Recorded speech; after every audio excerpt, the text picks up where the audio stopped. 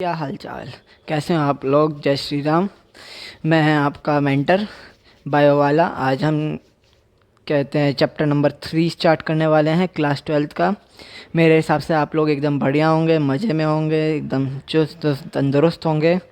हाँ, ये वीडियो आने में ज़्यादा टाइम लग गया है, उसके लिए माफ़ी चाहते हैं। तो चलिए बिना टाइम वेस्ट करे शुरू करते हैं अपना chapter number 3, that is human reproduction. Chapter number 3, human reproduction.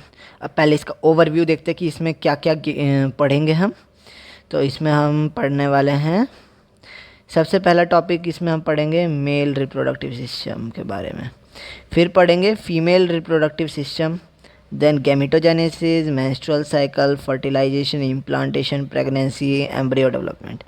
पहले हम पढ़ेंगे मेल का रिप्रोडक्टिव सिस्टम, फिर पढ़ेंगे फीमेल का रिप्रोडक्टिव सिस्टम, फिर पढ़ेंगे गैमेटोजेनेसिस। गैमेटोजेनेसिस मैंने बताया था पिछले उसमें भी, पिछले लास्ट चैप्टर में बताया था। गैमेटोजेनेसिस मतलब बताओ। मतलब होता है process for the formation of gametes, यानी गैमीट फॉर्मेशन। इस प्रोसेस को गैमेटोजेनेसिस कहते हैं। ठीक है, अब इसमें कौन से गैमेट्स हो गए, इसमें आते हैं स्पर्म एंड ओवम। वो कैसे बनते हैं हम उसका पूरा प्रोसेस इस टॉपिक में कवर करेंगे, दैट इज़ गैमेटोजेनेसिस। फिर आगे आता है हमारे पास फर्टिलाइजेशन एंड इम्प्लांटेशन, मतलब कैसे फर्टिलाइजेशन होता है, इम्प्लांटेशन होता है, हम वो पढ़ेंगे। मतलब स्पर्म एम्ब्रियो कैसे फर्टिलाइज होते हैं, स्पर्म से एम्ब्रियो ओवम कैसे फर्टिलाइज होता है, फिर कैसे एम्ब्रियो बनता है, जाइगोट, एम्ब्रियो, देन और बहुत उसके आगे क्या क्या होता है, फिर कब इम्प्लांटेशन होता है वो पढ़ेंगे। फिर पढ़ेंगे प्रेगनेंसी, प्रेगनेंसी कैसे होती है, एम्ब्रियोनिक डेवलपमेंट कैसे होता है, प्रेगनेंसी के टाइम पे क्या क्या चेंज होते हैं।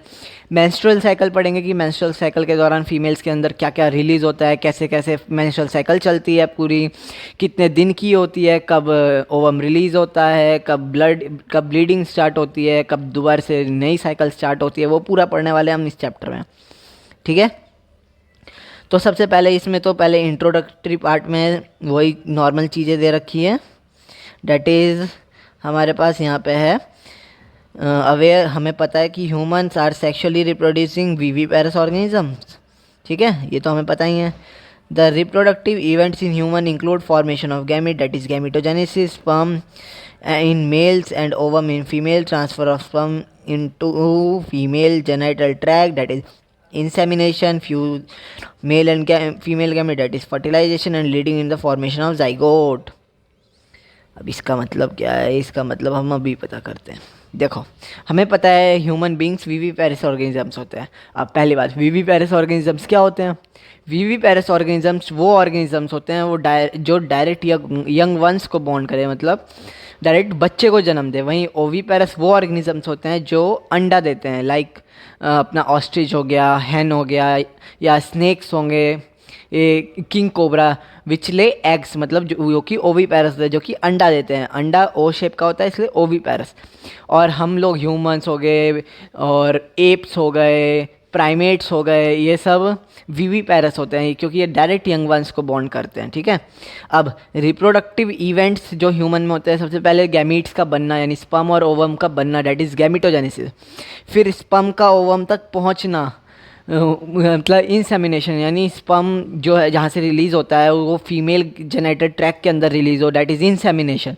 फिर स्पर्म और ओवम का मिलना, डैट इज़ फर्टिलाइजेशन। फिर ओवम का डेवलपमेंट, डैट इज़ जाइगोट, फिर एम्ब्रियो वगैरह वगैरह, वो पूरा हमारा आता है रिप्रोडक्टिव इवेंट्स के अंदर। ठीक है, अब this is followed by the formation and the development of blastocyst and the attachment to the uterine wall, that is implantation, embryonic development, gestation and delivery of the baby parturition. अब इसके साथ साथ अभी तक तो हमारा गैमीट फॉर्मेशन हुआ, फिर इंसेमिनेशन हुआ, फिर फर्टिलाइजेशन हुआ, फिर कहते हैं एम्ब्रियोनिक, फिर डेवलपमेंट हुआ।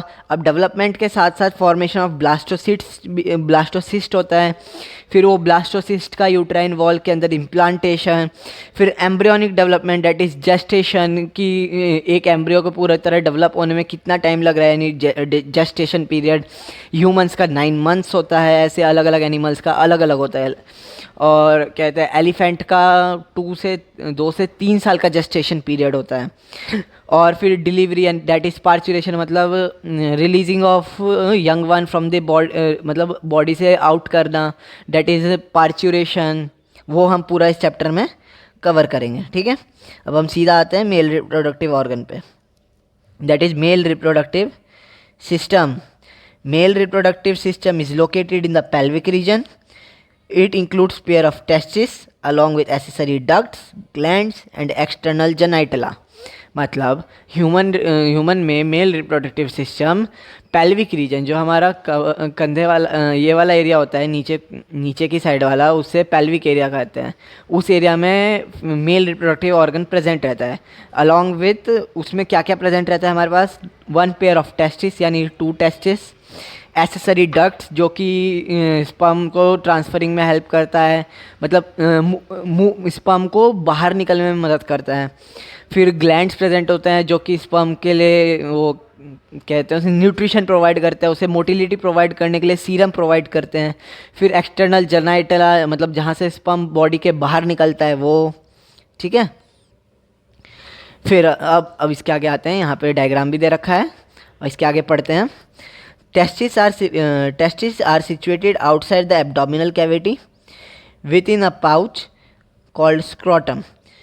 टेस्टिस हमारे बॉडी के बाहर प्रेजेंट होते हैं एक पाउच लाइक स्ट्रक्चर में जिसे स्कॉटम कहते हैं।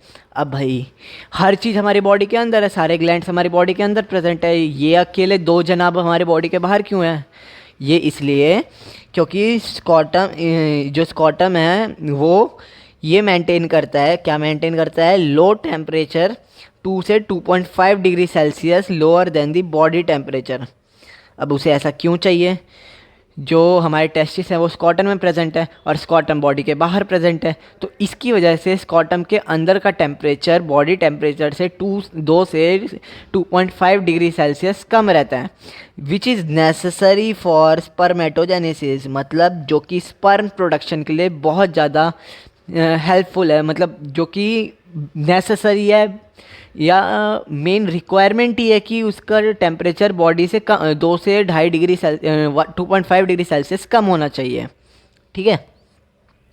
अब आगे, in adults each testis is oval in shape. Testis Oval shape की होती है जिसका लेंथ अप्रॉक्स 4 to 5 सेंटीमीटर और विड्थ 2 से 3 सेंटीमीटर की होती है। जो मेल रिप्रोडक्टिव ऑर्गन में टेस्टिस प्रेजेंट होते हैं उसमें उसका जो लेंथ होता है, मतलब टॉप टू बॉटम अगर देखा जाए तो उसका लेंथ 4 से 5 सेंटीमीटर का होता है और विड्थ उसकी 2 से 3 सेंटीमीटर मोटी होती है, ठीक है। Now testis is covered by a dense covering. Each testis has about 2 to 50 compartments. जो टेस्टिस है वो एक थिक डेंस कवरिंग से कवर्ड होता है और हर एक टेस्टिस के अंदर 250 कंपार्टमेंट्स होते हैं जिसे हम टेस्टिकुलर लोब्स कहते हैं, जो कि स्पर्म प्रोडक्शन एंड स्टोरेज में हेल्प करते हैं, ठीक है। अब आगे चलते हैं, फिर हम उस डायग्राम पे आएंगे पर अभी नहीं, पहले पूरा एक बार पढ़ लेते हैं फिर उस डायग्राम पे आएंगे, तब अच्छे से समझ में आएगा। अब each lobule contains 3 highly coiled seminiferous tubules in which sperms are produced। देखो मैंने कहा था कि हर एक टेस्टिस, मतलब 2 टेस्टिस होते हैं मेल के पास और टेस्टिस थिक डेंस कवरिंग से कवर्ड होता है और टेस्टिस के अंदर 250 टेस्टिकुलर लोब्यूल्स प्रेजेंट होते हैं। अब हर एक लोब्यूल के अंदर highly coiled 3 highly coiled seminiferous tubules present होते हैं जो कि स्पर्म प्रोडक्शन में हेल्प करते हैं, ठीक है। याद रखना, seminiferous tubules are present inside the testis which has 3 densely densely coiled, मतलब जो कि 3 होते हैं और डेंसली कॉइल्ड होते हैं, वो मतलब हाईली कॉइल्ड होते हैं। Each seminiferous tubule is lined on it's inside by 2 types of male germ cells, that is 2 types of cells called male germ cells, and that is spermatogonia and another is Satori cells। अब देखो ये एक diagram से समझाते हैं, ऊपर diagram बनाते हैं। ये सपोज करो हमारे पास ये गलत हो गया जी, इधर मिट जा। हाँ, हमारे पास ये टेस्टिस है, ठीक है। इस टेस्टिस के अंदर 250 कंपार्टमेंट है, सपोज करो ऐसे, ठीक है। अब हम उसमें से एक कंपार्टमेंट ले लेते हैं। सपोज करो ये उस टेस्टिस के अंदर का एक कंपार्टमेंट है, ठीक है। इसके अंदर 3 हाईली कॉइल्ड सेमनीफेरस, एक ये हो गया, एक ये हो गया और एक ये हो गया। ये 3 highly coiled seminiferous tubules present होते हैं। इसे अलग अलग कलर से कर देते हैं ताकि समझ में आ जाए। ये हो गया हमारे पास एक लोब्यूल टेस्टिस के अंदर का, ठीक है। अब उसके अंदर हमारे पास ये हो गया एक सेमनीफेरस ट्यूब्यूल, ठीक है। हमारे पास 3 होते हैं एक कंपार्टमेंट के अंदर। ये एक हो गया,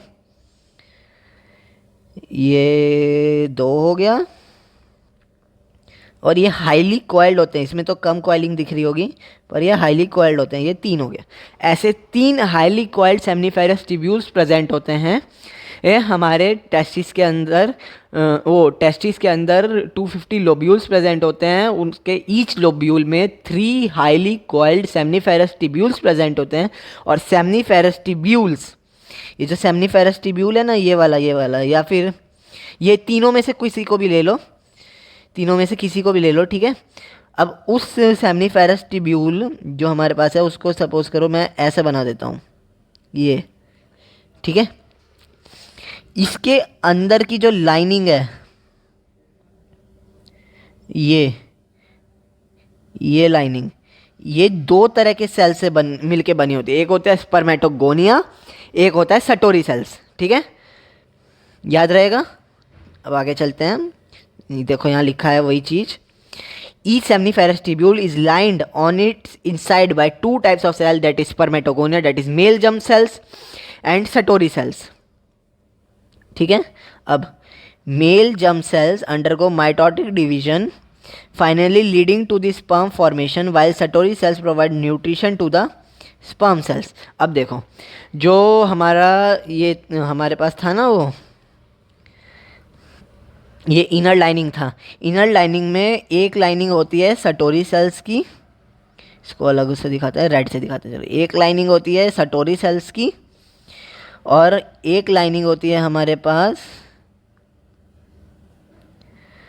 जर्म सेल की, ठीक है। जर्म सेल की जो लाइनिंग है वो जर्म सेल्स जो हैं वो माइटोटिक डिवीजन के थ्रू डिवाइड करके वो स्पर्म सेल्स बना देते हैं। माइटोटिक डिवीजन करके मियोटिक डिवीजन करके वो germ cells that is sperm sales बना देते हैं। वहीं सटोरी सेल्स उन्हीं स्पर्म सेल्स को न्यूट्रिशन प्रोवाइड करने का काम करता है, ठीक है।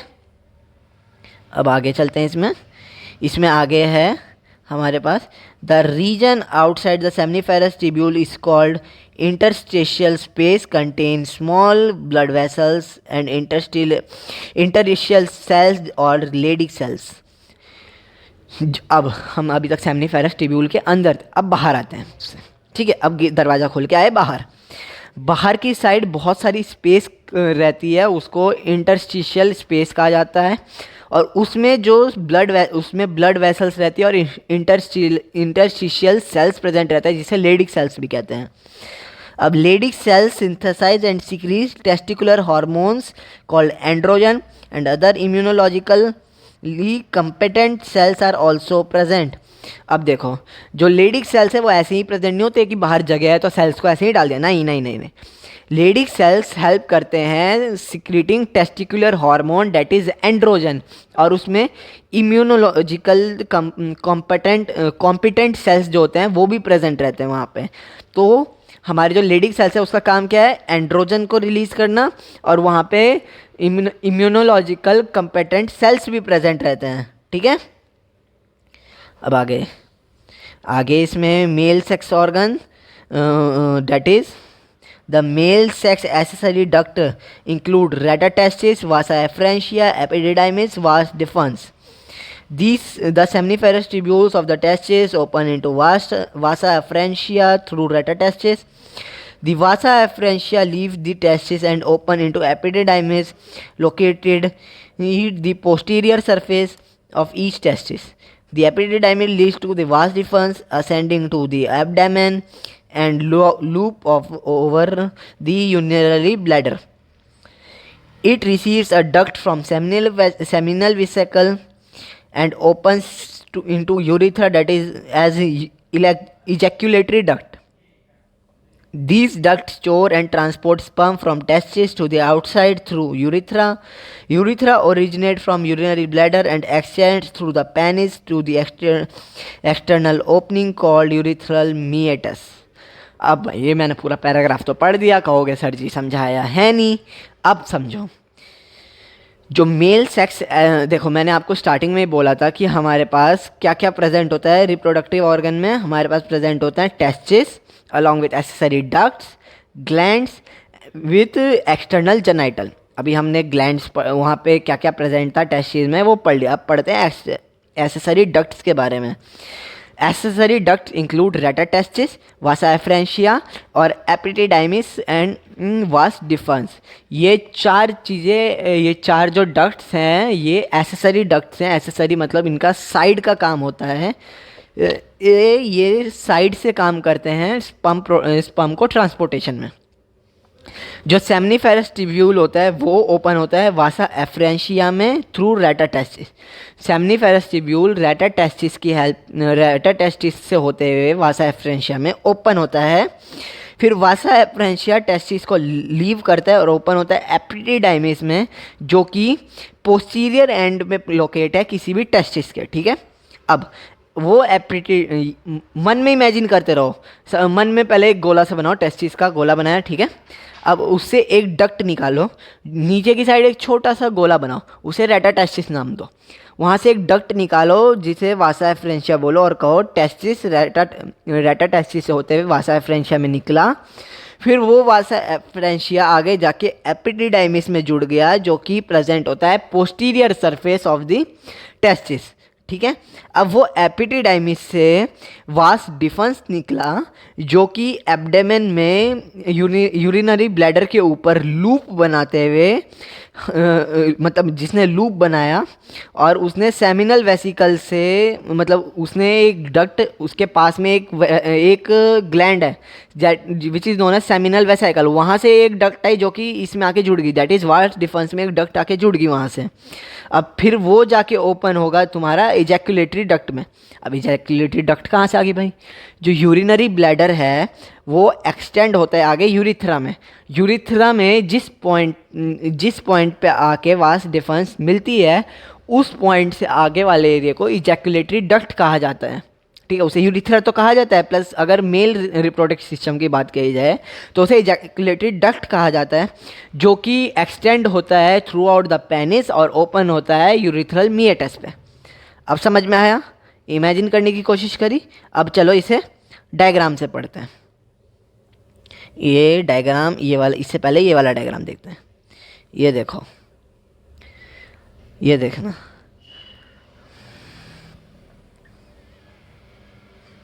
ये देखो, पहले ये यहाँ पे रेटा टेस्टिस प्रेजेंट है, इस पॉइंट पे रेटा टेस्टिस प्रेजेंट है। यहाँ से वास डिफरेंस निकल के ऊपर गया, ऊपर ये सेमिनल कहते हैं, उसमें सेमिनिफेरस ट्यूब्यूल्स रेटा टेस्टिस होते हैं, वासा डिफरेंस में गया, वास डिफरेंस से वो एपिडिडाइमस में आ गया, एपिडिडाइमस से वासा एफ्रेंशिया निकला, फिर एपिडिडाइमस से वास डिफरेंस निकला जिसने सेमिनल वेसिकल से डक्ट ली और वो उसने यूरिनरी ब्लैडर का लूप बनाया। इस पॉइंट पे इसने डक्ट ली, इसके आगे वो इजैकुलेटरी डक्ट बना के यहाँ से बाहर निकल गया। देखो एक बार समझने की अच्छे से कोशिश करो। इस पॉइंट पे रेटा टेस्टिस मिला, उसने सेमिनल वेसिकल को उसने यहाँ से वो लिया, सेमिनल टेस्टिस से निकला, टेस्टिस से सेमिनल वेसिकल रेटा टेस्टिस के थ्रू निकला, जो कि वास फ्रेंशिया में मिला, जो कि आगे जाके एपिडिडाइमस में मिला, फिर वो आगे जाके हमें वास डिफरेंस में मिल गया। ये अब वास डिफरेंस चल रही है, इसका कलर चेंज कर देते हैं वरना समझ नहीं आएगा। चलो, अब वास डिफरेंस चल रही है। अब वो वास डिफरेंस आगे जाके यूरिनरी ब्लैडर के ऊपर लूप बनाया, फिर वो आ गई इस पॉइंट पे। अभी इस पॉइंट पे आ गई इजैकुलेटरी डक्ट, ये इजैकुलेटरी डक्ट। अब वो जाके यूरिथ्रा में मिल गई, यूरिथ्रा आगे पेनिस तक एक्सटेंड हुआ और यूरिथ्रल मिएटिस से बाहर। अब समझ में आया? ठीक है। अब मैंने कहा था इसमें कहते हैं वास डिफरेंस में एक पॉइंट है जहाँ पे आके सेमिनल वेसिकल मिलता है, तो वो पॉइंट ये है। इस पॉइंट पे सेमिनल वेसिकल से एक डक्ट आती है जो कि आके सीधा इससे मिल जाती है। ये देखो, ये रहा सेमिनल वेसिकल, ये डक्ट आके यहाँ मिल गई और ये आ रहा हमारा वास, ये हमारा वास डिफेंस और यहाँ सेमिनल वेसिकल की डक्ट आके मिली और ये फिर उसके बाद वो उसके बाद आके वो उससे मिल गया, कहते हैं हम इधर से आने वाला यूरिथ्रा से वो मिल गया।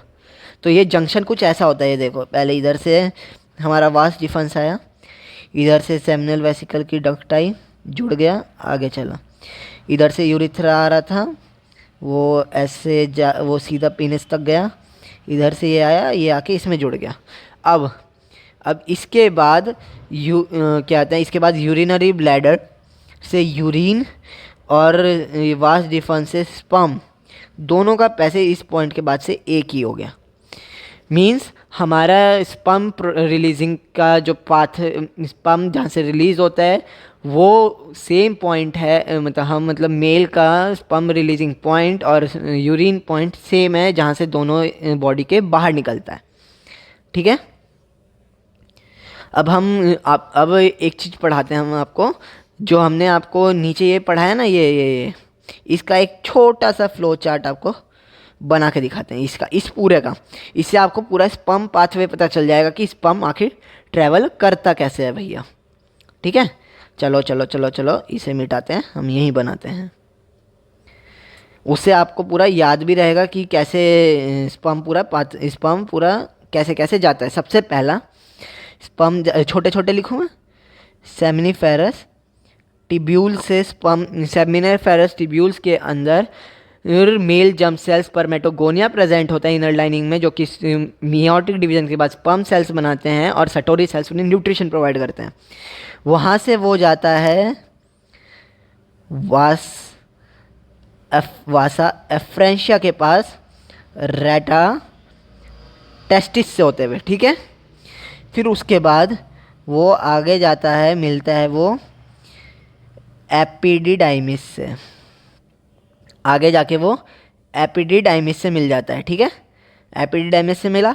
अब फिर आगे जाके एपिडिडाइमिस से क्या निकलती है हमारे पास, वास डिफरेंस निकलती है एपिडिडाइमिस से।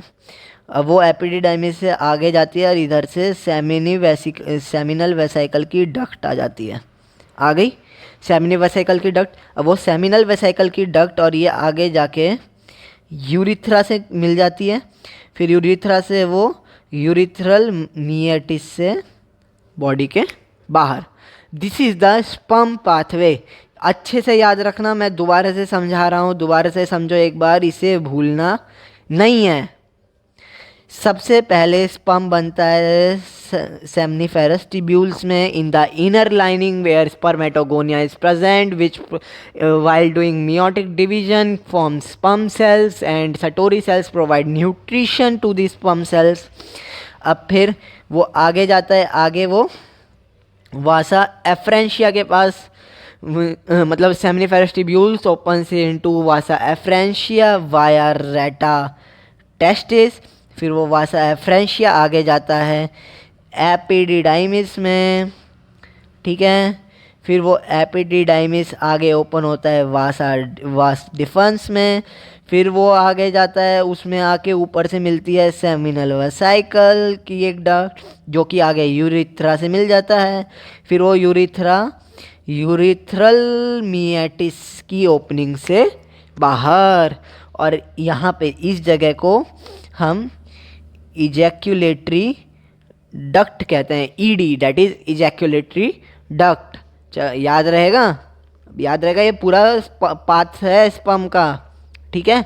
अब इसको इसका एक और ट्रिक है, एक छोटा सा ट्रिक है, बहुत बढ़िया याद करने का, पूरा अच्छे से याद हो जाएगा वो। मैंने अपने टाइम पे ऐसे ही याद करा था, अब तुमको शायद वो पहले से पता हो, पर मेरा काम है बताना, तो मैं बताता हूँ। That is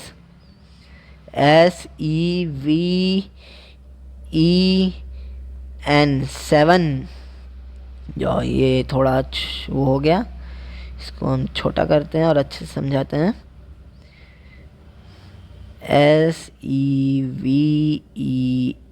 SEVEN, up. ठीक है, 7 अप याद रखना, 7 अप। 7 अप में S मतलब सेमनीफेरस टिब्यूल, E मतलब एपिडिडाइमिस, V मतलब वास डिफेंस। फिर इस वाले ई का मतलब इजैक्यूलेटरी डक्ट, इस एन का कोई मतलब नहीं, यू का मतलब यूरिथ्रा, और इस पी का मतलब पीनिस। ठीक है, याद रहेगा। अच्छा, दोबारा समझाएं? चलो दोबारा समझाते हैं। इस बार बड़ा बड़ा करते हैं इसको हॉरिजॉन्टली। इस बार इसके समझाएंगे ऐसे, SEVEN, 7UP, 7 अप। एस मतलब सेमिनिफेरस टिब्यूल, ई मतलब एपिडिडाइमिस, वी मतलब वास डिफेंस, इस वाले ई का मतलब इजैक्यूलेटरी डक्ट, यू का मतलब यूरिथ्रा,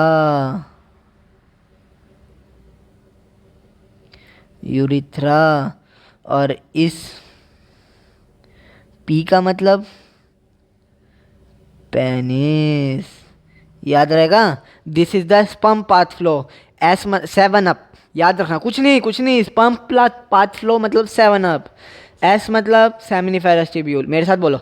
एस मतलब सेमिनिफेरस टिब्यूल, ई मतलब एपिडिडाइमिस, वी मतलब वास डिफेंस, ई मतलब इजैक्यूलेटरी डक्ट, एन का कोई मतलब नहीं, यू मतलब यूरिथ्रा, पी मतलब पीनिस। खत्म, स्पर्म पाथवे खत्म। अब कोई भी पूछे कि स्पर्म कैसे ट्रैवल करता है ह्यूमन बॉडी में, मतलब ह्यूमन बॉडी मतलब मेल रिप्रोडक्टिव ऑर्गन से कैसे कैसे बाहर आता है, तो बता देना 7 अप सर।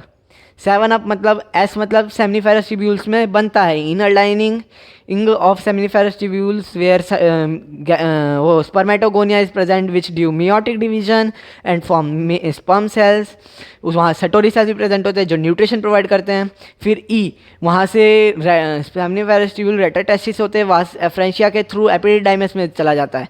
एपिडिडाइमिस में से वास डिफेंस निकलती है जो कि सेमिनल वेसिकल की मतलब से वो लेती है, एक डक्ट लेती है और ओपन्स होती है इजैकुलेटरी डक्ट में। इजैकुलेटरी डक्ट आगे चल के यूरिथ्रा से मिलता है, यूरिथ्रा पीनिस से मिलता है और पीनिस से स्पर्म बॉडी के बाहर। ठीक है, समझ में आ गया। चलो, इसी के साथ स्पर्म पाथवे भी ख़त्म, मेल रिप्रोडक्टिव ऑर्गन भी ख़त्म होने वाला है। कुछ नहीं है इसमें, कुछ ज़्यादा दिमाग लगाने का नहीं, फटाफट फ्लो चार्ट बनाओ, फटाफट शुरू हो जाओ आगे। अब ये इसका चलते हैं। द मेल ओके सॉरी हाँ। The penis in male external genitala is made up of special tissue that helps in the erection to facilitate insemination. The enlarged end of the penis is known as glans penis by a loose fold of skin known as foreskin. The male accessory glands include pair of seminal vesicle, prostate gland, bulbothrial gland. Secretion of these glands constitutes seminal plasma which rich in fructose, calcium, certain enzyme. The secretion of bulbothrial gland and also helps in lubrication of the penis. अब देखो हमारे जो penis कहाँ गया ये रहा। जो है ये पेनिस में, ये पेनिस के जो ये पार्ट ये है ना, ये मसल, ये स्पेशल टाइप के टिश्यू से बना होता है which help in the erection of the penis, which help in the insemination, जो कि हेल्प करता है इंसेमिनेशन में ताकि मेल गैमेट फीमेल जेनिटला में जाके रिलीज हो सके। ठीक है, अब इसमें जो ये उभरा हुआ पार्ट है मेल पेनिस का ये उभरा हुआ पार्ट, इसको ग्लैंस पेनिस कहा जाता है। और इस ग्लैंस पेनिस के ऊपर ये जो स्किन है इसको फोर स्किन कहा जाता है। ठीक है, अब कहते हैं इसके आगे क्या लिखा था, इसके आगे लिखा था हमारे पास एसेसरी ग्लैंड। हमने ऊपर एसेसरी डक्ट्स पढ़ी, दैट इज रेटाटेस्टिस, इस वास एफ्रेंशिया, वास डिफरेंस और ejaculatory ducts, this are the accessory ducts. अब एसेसरी ग्लैंड्स जो कि इनमें अपने सिक्रीशंस रिलीज करते हैं। पहला एसेसरी ग्लैंड है हमारे पास seminal vesicle which secretes their accessory secretions in which secrete their secretion seminal plasma into the vas deferens, जो जहाँ पे स्पर्म ट्रेवल हो, जहाँ पे स्पर्म आ रहे हैं वहाँ पे वो सिक्रीट करते हैं।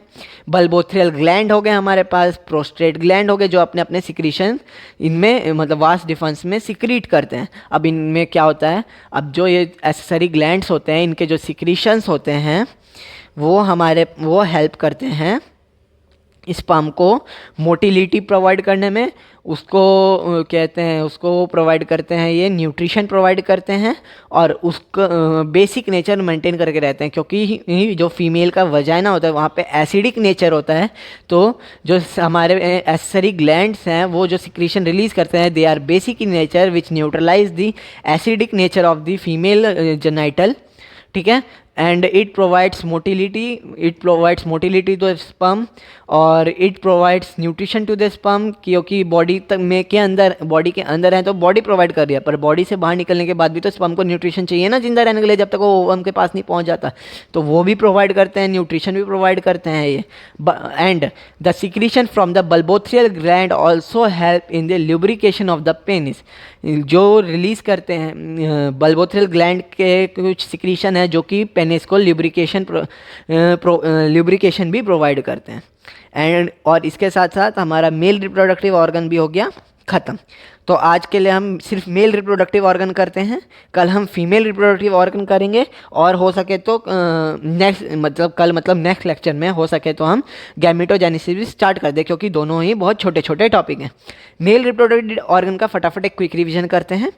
हमारे मेल रिप्रोडक्टिव ऑर्गन के सबसे पहले हमारे पास क्या क्या प्रेजेंट है, a pair of testis, accessory ducts, glands और जेनाइटल एक्सटर्नल जेनाइटला। ठीक है, अब हमारे जो कहते हैं जो मेल है उसमें testis present in the scrotum which is outside the body which help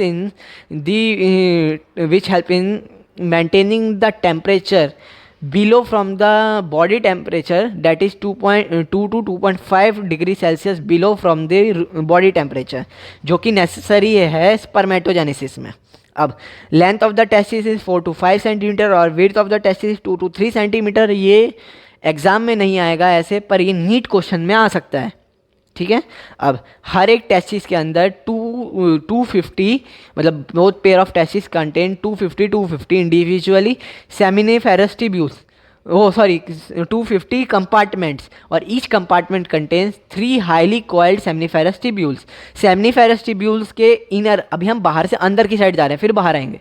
अब सेमिनिफेरस ट्यूब्यूल के इनर लाइनिंग 2 सेल से मिलकर बनती है, male germ cell that is spermatogonia और दूसरा है Sertoli cells. Spermatogonia meiotic division के थ्रू डिवाइड करता है और बनाता है germ cells that is sperm cells, और सटोरी सेल्स स्पर्म सेल को न्यूट्रिशन प्रोवाइड करते हैं।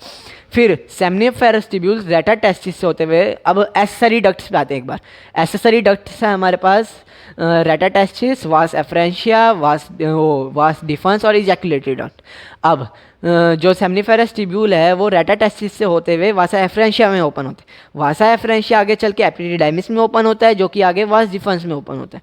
वास डिफरेंस सेमिनल वेसिकल से डक्ट लेता है और आगे फिर वो बन जाती है इजैकुलेटरी डक्ट। फिर उसके आगे वो जाके जुड़ता है यूरिथ्रा से। यूरिथ्रा फिर आगे एक्सटेंड होता है थ्रू आउट द पेनिस और ओपन होता है यूरिथ्रल मिएटिस में। ये हो गया हमारा पूरा sperm pathway that is 7 up. Seminiferous tubule, epididymis, वास एफ्रेंशिया, एपिडिडाइमिस, फिर उसके आगे आता है हमारे पास वास डिफरेंस, इजैकुलेटरी डक्ट और यूरिथ्रा देन पेनिस। ठीक है, ये हमारे पास आ गया। अब उसके बाद हम आते हैं लेडिक सेल्स, सटोरी सेल्स को बता दिया था हमने। अब हम अभी तक सेमनीफेरस ट्यूब्यूल्स के अंदर थे, अब उससे बाहर आते हैं। सेमनीफेरस ट्यूब्यूल्स के बाहर बहुत सारी इंटरस्टिशियल स्पेस प्रेजेंट रहती है, जहाँ पे इंटरस्टिशियल सेल्स प्रेजेंट रहते हैं जो, और ब्लड वेसल्स प्रेजेंट रहती है। इंटरस्टिशियल सेल्स में लेडिक सेल्स प्रेजेंट रहते हैं जिनका काम होता है टेस्टिकुलर हार्मोन सिक्रीट करना, डेट इज़ एंड्रोजन, और वो इम्यूनोलॉजिकली कंपेटेंट सेल्स भी प्रोवाइड करते हैं बॉडी को। ठीक है, ये हमारा लेडिक सेल्स का भी काम खत्म। लेडिक सेल्स हो गया, फिर उसके बाद स्पर्म पाथवे, उससे पहले मैंने स्पर्म पाथवे बता दिया था।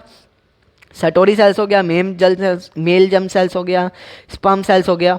अब जो हमारा पीनिस होता है, पीनिस के जो टिश्यूज़ होते हैं वो एक स्पेशलाइज टिश्यू होते हैं which helps in erection, which helps in the insemination and into female genitalia. फिर हमारे पास कहते हैं जो round and large part of the penis is known as glans penis, और उसके ऊपर की कवरिंग को हम फोर स्किन कहते हैं। Now the urethra which extend through the penis ends at urethral meatus, and जो वास्ट डिफरेंस आ रही थी हमारे पास एपिडिडाइमिस में, उसमें कई सारे accessory glands like seminal vesicles, prostate gland और बल्बोथ्री ग्लैंड्स, बल्बोथ्रियल ग्लैंड्स वो अपने सिक्रीशन सिक्रीट करते हैं, जो कि स्पर्म को न्यूट्रिशन प्रोवाइड करता है, उसमें हमको वो मोटिलिटी प्रोवाइड करता है, और साथ ही साथ वो हमको बेसिक, इसमें नहीं लिखा है बट वो हमें बेसिक नेचर प्रोवाइड करता है स्पर्म को, ताकि वो एसिडिक नेचर जो कि फीमेल जेनाइटला में है उसमें वो सर्वाइव कर सके। अब न्यूट्रिशन में वो क्या क्या प्रोवाइड करता है, वो न्यूट्रिशन में हमको फ्रक्टोज, कैल्शियम और सर्टेन एंजाइम्स प्रोवाइड करता है स्पर्म सेल्स को, जो कि जब स्पर्म फीमेल जेनाइटला में होगा तब उसके लिए हेल्पफुल होगा। और कुछ ग्लैंड्स लाइक बल्बोथ्रियल ग्लैंड के जो सिक्रीशन है वो which it also helps in the lubrication of the penis. इसी के साथ हमारा मेल रिप्रोडक्टिव सिस्टम खत्म होता है, पहला पार्ट इस चैप्टर का। अगर आपको ये वीडियो अच्छी लगी हो तो चैनल को लाइक करें, सब्सक्राइब करें और शेयर ज़रूर करें, और अपने डाउट्स ज़रूर पूछें कमेंट में, आपके डाउट पूरी तरह से सॉल्व किए जाएंगे। तो आज के लिए इतना ही रखते हैं। Thank you.